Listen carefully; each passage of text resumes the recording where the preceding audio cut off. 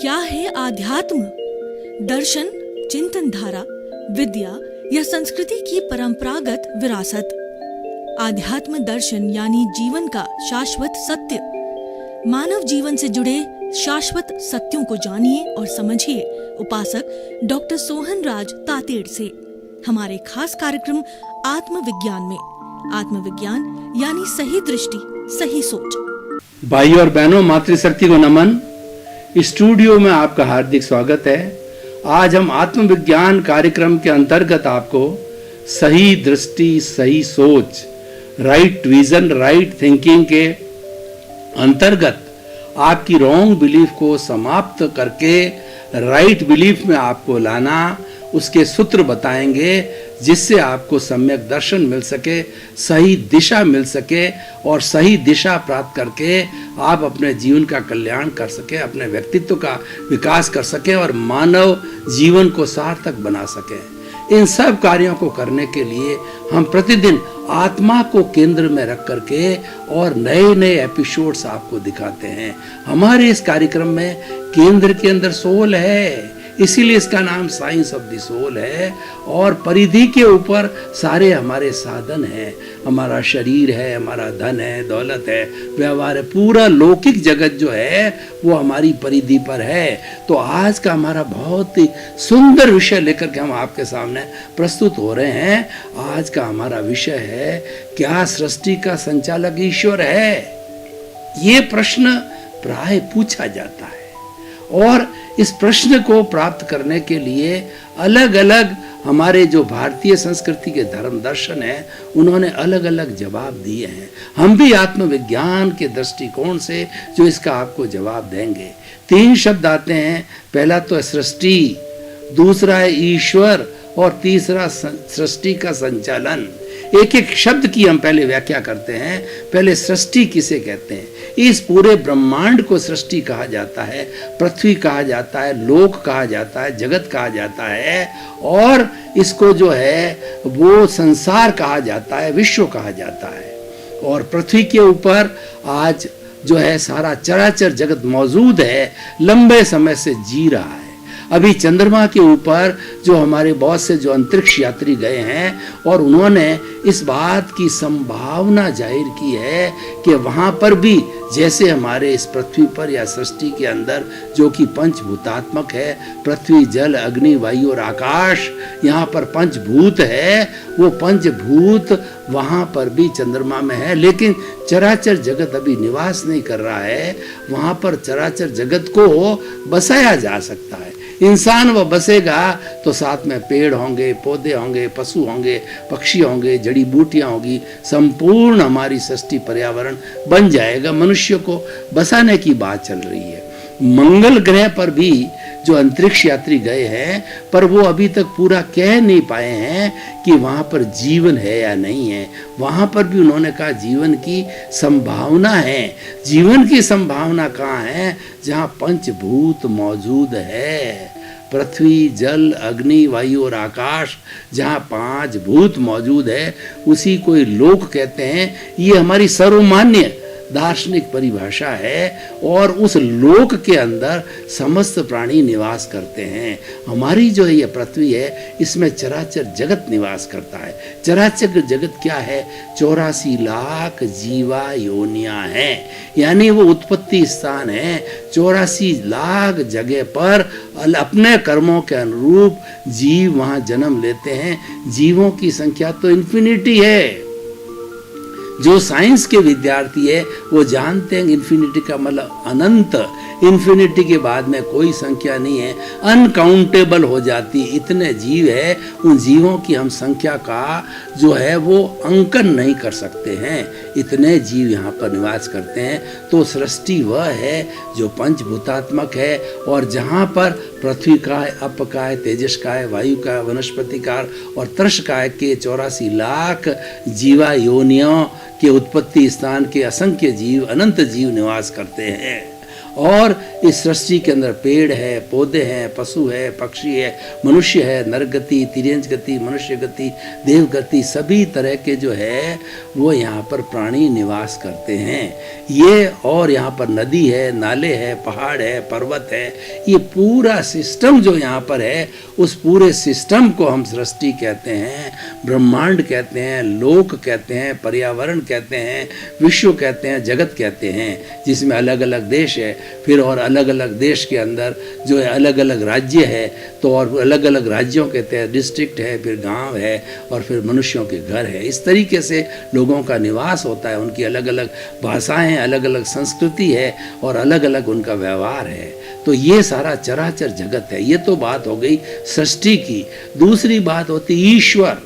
ईश्वर को हमारी भारतीय संस्कृति के जो 55 तरह के धर्म दर्शन आज हम विश्वविद्यालयों के अंदर पढ़ाते हैं और वो रिकॉग्नाइज्ड है, वो कैरिकुलम में है, उनका जो कोर्स बना हुआ है, और कोर्स भी बना हुआ नहीं है। बच्चे ग्रेजुएशन, पोस्ट ग्रेजुएशन, डॉक्टरेट 55 धर्म दर्शनों में यूनिवर्सिटी के जो है वो स्टडीज ऑफ कंपेरेटिव रिलीजियन के अंदर वो करते हैं। वो सभी जो है ईश्वर में विश्वास करते हैं। ईश्वर एक परम सत्ता है जिसमें कोई दोष नहीं है, वो सर्वगुण संपन्न है, उसको परमात्मा कहा जाता है, उसको अद्वैत कहा जाता है, उसको ब्रह्म कहा जाता है, उसको पुरुष कहा जाता है। अलग अलग जो है संस्कृतियों ने या अलग अलग धर्म दर्शनों ने अपने अपने अलग नाम दिए हैं। सांख्य इसको पुरुष बोलता है, और जो वेदांत है इसको अद्वैत बोलता है, और सनातन धर्म है इसको ईश्वर कहता है, और जो जैन धर्म इसको परमात्मा कहता है। तो और जो अल्लाह कहता है जो है वो मुस्लिम धर्म है, जीसस क्राइस्ट कहता है, वो जो है वो एक क्रिश्चियनिटी में कहा जाता है। तो अलग अलग जो उनके नाम दिए गए हैं, लेकिन ईश्वर एक परम सत्ता है, सर्वगुण संपन्न है, जिसमें कोई बुराई नहीं है। वो आइडियल है, हमारा जीवन का एक आदर्श है कि हमें वैसा बनना है, और वह भी एक अमूर्त सत्ता है। वो सत्ता हमें दिखाई नहीं देती है, उसके गुणों को हम अनुभव कर सकते हैं और हम देख नहीं पाते हैं। वो हमारा एक आदर्श है। ये हो गया ईश्वर और सृष्टि। अब सृष्टि का संचालन कोई भी कार्य, घर होता है, घर का कोई संचालक होता है, ट्रेन होती है, ड्राइवर उसका संचालक होता है, और बस होती है, उसका भी ड्राइवर संचालक होता है, और जो किचन होती है उसका संचालक गृहिणी होती है, हर एक बिजनेसमैन होता है, उसका संचालक उसका सेठ होता है, फैक्ट्री होती है, उसका संचालन करने वाले उसके जनरल मैनेजर्स होते हैं। हर चीज़ का संचालक मतलब चलाने वाला, देख रेख करने वाला, और उसकी सारी सार संभाल करने वाला, उसकी मेंटेनेंस करने वाला, सबका सुपरविजन करने वाला संचालक कहलाता है। हमने चराचर जगत की बात की, सृष्टि की बात की, ईश्वर के गुणों की बात की।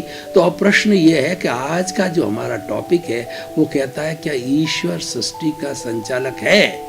कई सनातन जो है हमारे धर्म इसको मानते। हम जो है हम अनेकांतवादी है, उस दृष्टि से वो भी सही है। हम हरेक के ईश्वर को और हरेक की मान्यताओं को आदर देते हैं, सर्वधर्म समभाव में विश्वास करते हैं। लेकिन हमारी आत्मविज्ञान के अनुसार जो है हमारी थ्योरी ये है कि सृष्टि का जो संचालन है 6 द्रव्य करते हैं। 6 द्रव्यों के समूह को हम सृष्टि कहते हैं। वो 6 द्रव्य इटर्नल है, और 6 द्रव्यों की हम व्याख्या करेंगे और वही संचालन करते हैं। चराचर जगत के अंदर जड़ और चेतन 2 तरह के जो एलिमेंट्स होते हैं, उन एलिमेंट्स को चलाने वाला, मूवमेंट करने वाला, सुख दुख की अनुभूति कराने वाला जो है वो संयोग हैं, वो जुटाते हैं। उपादान तो हर एक चेतन तत्व का है, जड़ का तो कोई उपादान होता ही नहीं है।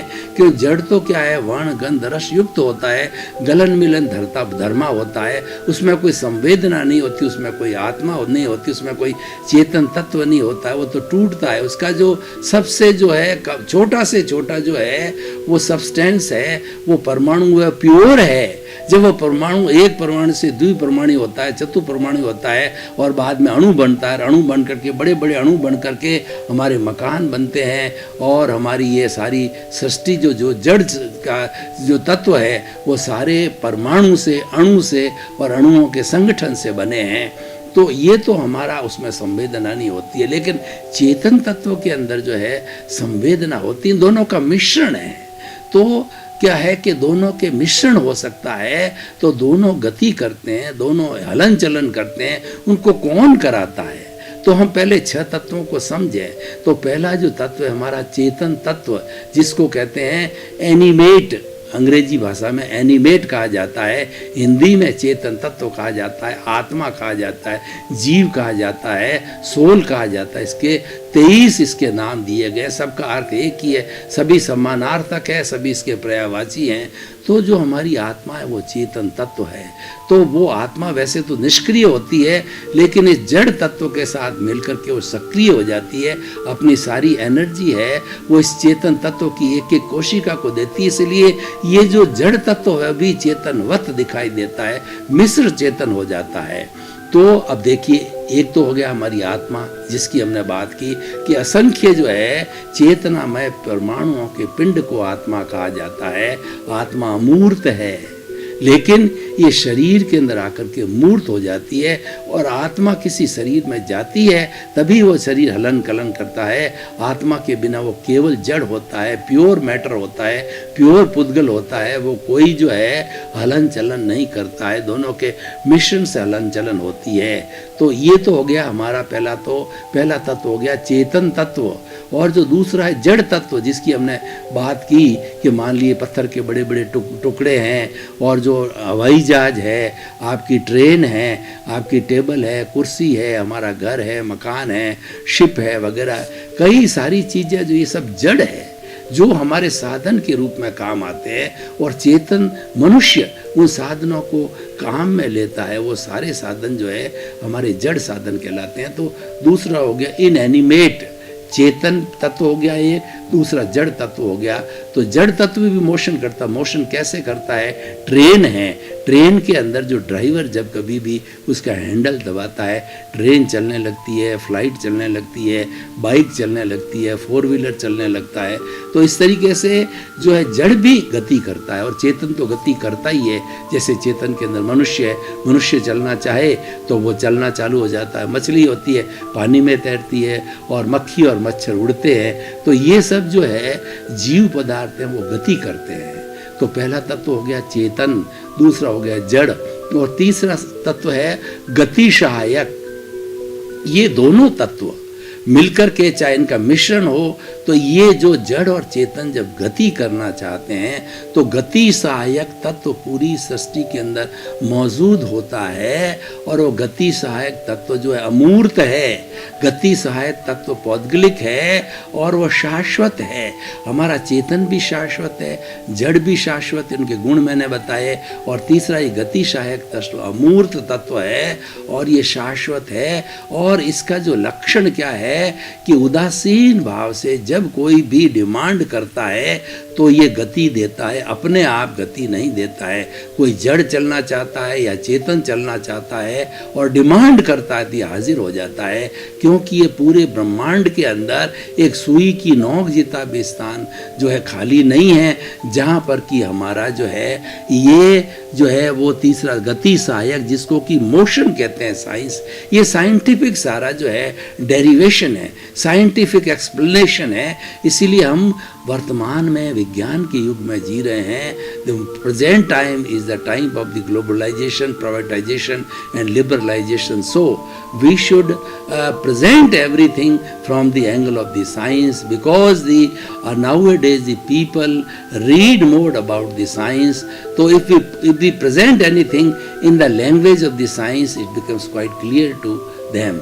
तो इस सृष्टि का भी हम साइंटिफिक एक्सप्लेनेशन आपको दे रहे हैं। साइंटिफिक जो है वो चेतन को कॉन्शियसनेस कहते हैं, और जड़ को वो मैटर कहते हैं, एलिमेंट कहते हैं, और जो ये तीसरा तत्व जो है मोशन कहलाता है।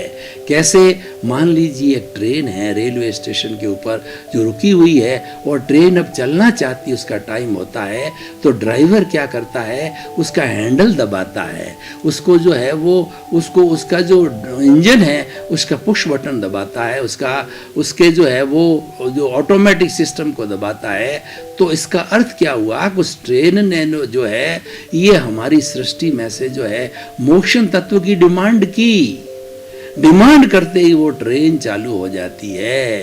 एक मनुष्य जो है खड़ा है और वो गति करना चाहता है, पैदल चलना चाहता है, भाग के जाना चाहता है, लॉन्ग जंप करना चाहता है, हाई जंप करना चाहता है, कोई भी मोशन करने की जो ही इच्छा प्रकट करता है, तो ही ये अमूर्त तत्व जो है सर्वव्यापी है, ये इटर्नल है, ये हाजिर हो जाता है। ये दिखाई नहीं देता है क्योंकि अमूर्त है, लेकिन सर्वव्यापी है पूरे लोक में। और जहाँ पर ये लोक के अंदर ये तत्व, ये 6 तत्व नहीं होता है, वो अलोक कहलाता है। अलोक का अर्थ होता है केवल स्काई, केवल आकाश तत्व, केवल स्पेस होता है। उसके अंदर चराचर जगत नहीं है। पेड़ पौधे मनुष्य जितने भी जीवित प्राणी निवास करते हैं उसमें कर नहीं सकते, क्योंकि 5 दूसरे एलिमेंट्स जो है वो समवाय है, 5 का मिसिंग होता है, केवल इसका ही होता है। तो हम बात कर रहे थे मोशन तत्व की। इस तरीके से सारा मोशन मिलता है। कोई भी मशीनरी ले, इंजन है तो इंजन चलना चाहता है, तो जो ही जो है उसको बटन दबाया, उसको ऑटोमेटिक बटन दबाया उसको स्टार्ट करने के लिए, इसका मतलब ये हुआ कि उस इंजन ने डिमांड किया कि मुझे मोशन चाहिए, तो मोशन हमारे इस ब्रह्मांड में हाजिर है और उसको चला देता है। अब चौथा तत्व है वो रेस्ट तत्व, स्थिति सहायक तत्व। तो स्थिति सहायक तत्व में क्या होता है कि कोई व्यक्ति भाग रहा है, कोई ट्रेन जो है मूवमेंट कर रही है, कोई भी जड़ या चेतन पदार्थ मूवमेंट कर रहा है और वो चाहता है कि मैं रुक जाऊं, ट्रेन चाहती है कि मैं रुक जाऊं, भागता हुआ आदमी चाहता है कि मैं थक गया, मैं जो है किसी पेड़ के नीचे विश्राम कर लूं, रुक जाऊं।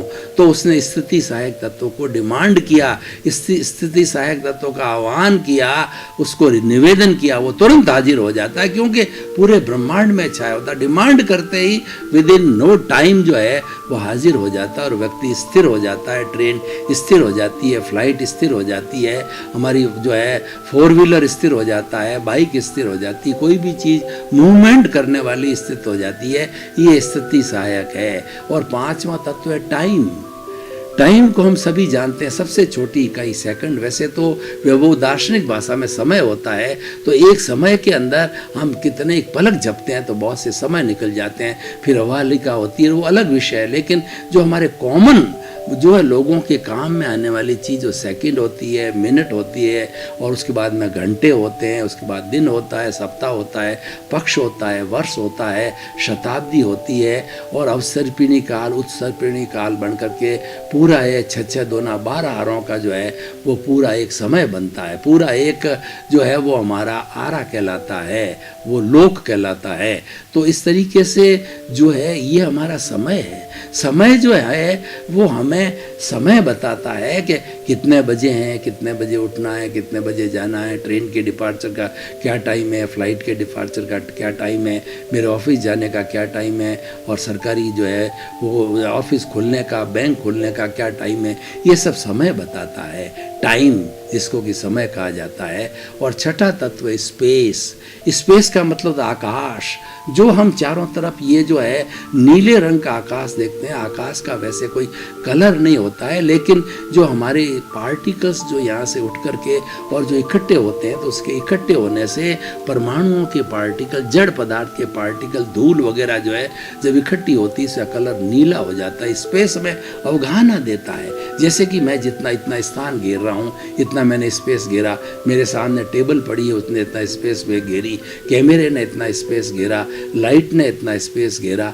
तो इस तरीके से जो है जो जितनी जगह घेरता है वह उसकी अवगाहना है। और हर वस्तु को, जड़ और चेतन को जो स्पेस तत्व है, आकाश तत्व अवगाहना देता है, जगह देता है। अगर आकाश तत्व ना हो, एक वस्तु दूसरे को पड़ेगी, आपाधापी चलेगी, एक इंसान दूसरे इंसान के ऊपर पड़ेगा, और वह जो है एक दूसरे को, जिस तरीके से भीड़ होती है और एक दूसरे के ऊपर आकर के गिरती है तो कैजुअलिटी हो जाती है, कोई मर जाता है, कोई घायल हो जाता है, कोई रौंद दिया जाता है, ऐसी स्थिति पैदा हो जाती है अगर स्पेस ना हो। तो ये छठा है, हमको अवगाहना देने वाला, जगह देने वाला स्पेस तत्व है।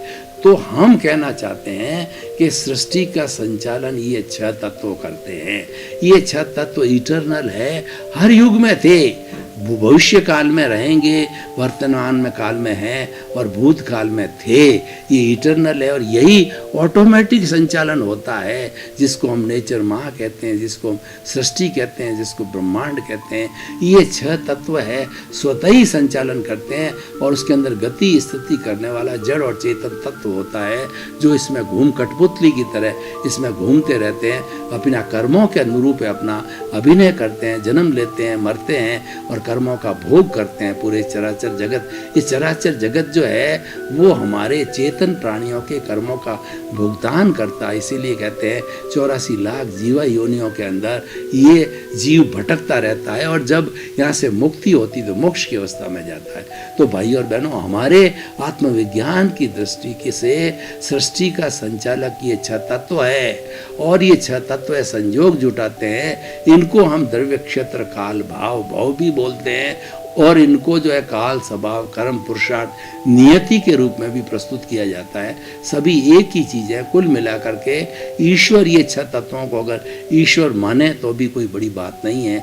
यही जो है संचालन करते हैं, यही हमारा जो है वो आज का मुख्य विषय है और यही हमारी मान्यता है। अब प्रश्न ये है कि अगर हम इस एपिसोड को आज के परिप्रेक्ष्य में कसते हैं तो बड़ा साइंटिफिक नज़र आता है, क्योंकि ईश्वर संचालन करेगा तो क्यों वह किसी आदमी के साथ के अंदर न्याय करेगा, अन्याय करेगा और क्यों अपने पे दोष लेगा? क्योंकि व्यक्ति जो है अगर बुरा कार्य करता है उसको पनिशमेंट मिलता है, अच्छा कार्य करता है उसको अवार्ड मिलता है, उसको जो अच्छी गति मिलती है, मनुष्य गति मिलती है, देव गति मिलती है, बुरे काम करने वालों को नरक गति मिलती है, त्रियंज गति मिलती है। झूठा माप तोल करता है तो त्रियंज, उसके अलग अलग कारण हैं। तो ये ईश्वर अपने पे क्यों लेगा? ईश्वर इतना परम तत्व है, इतना विशुद्ध तत्व है और संपूर्ण गुणों का वो धारक है, तो ये बुराई अपने सिर पे क्यों लेगा? ये लॉजिक थोड़ा समझ में आता है, दिमाग में बैठता है कि ईश्वर क्यों अपने पे बुराई लेगा। कि लोग कहेंगे देखो ईश्वर ने मेरे साथ इनजस्टिस किया, मेरा हार्ट टूट गया, जो है मेरे घाटा लग गया, मैं कोमा में चला गया, मेरा हार्ट अटैक हो गया, मेरे को किसी ने धोखा दे दिया, तो ये ईश्वर अपने पे क्यों लेगा? लेकिन ये 6 समवाय तो क्या करते हैं, ये तो जैसे जैसे कर्म होते हैं वो कर्मों के अनुरूप चेतन प्राणी का उपादान होता है, जिसको उपादान भीतर होता है और बाहर संयोग होते हैं, ये संयोग जुटाते हैं। भाई और बहनों, आपका बहुत बहुत धन्यवाद। आप आत्मविज्ञान कार्यक्रम देखते रहिए। आत्मविज्ञान कार्यक्रम में आपको वो मिलने वाला है जिससे कि आपका जीवन का कल्याण हो जाएगा, जीवन धन्य हो जाएगा, मनुष्य जीवन की सार्थक हो जाएगी, क्योंकि हम सही दृष्टि सही सोच देते हैं। आपके नकारात्मक भाव को तिरोहित करके उसको सकारात्मक भाव के अंदर बदलते हैं, आपको एक अच्छा इंसान बनाते हैं, आपको सम्यक दर्शन देते हैं, आपको ज्ञान देते हैं, ताकि कि आपका जीवन सफल हो जावे, आपको एक सही दृष्टि मिल जावे, ताकि आपकी आप सृष्टि अच्छी बने। और हमारा मुख्य उद्देश्य भी लोक कल्याण का है कि जगत के सब जीवों को सुख मिले, शांति मिले, आनंद मिले और सब युग जो है शांतिपूर्ण से अपना सहवास करे, आपके प्रति भी मंगल भावना। आत्मविज्ञान में आत्मविज्ञान यानी सही दृष्टि सही सोच।